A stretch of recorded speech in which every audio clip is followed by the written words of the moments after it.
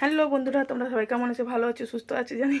তোমরা ভালো থাকবে, সুস্থ থেকো। কী কী রান্না করেছি, রান্নার সব কিছু আগের ভিডিও দেখাতে পারি না, ওই যে যতটুকু করেছি রান্না করে রেডি করে তোমাদের দেখাচ্ছি।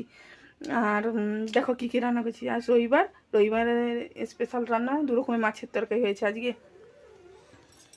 এই যে মাজা আলু আর ছোলার ডাল দিয়ে করেছি।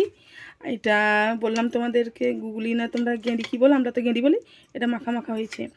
আর এইটা চিংড়ি মাছের মাখা মাখা করেছি মশলা টশলা দিয়ে।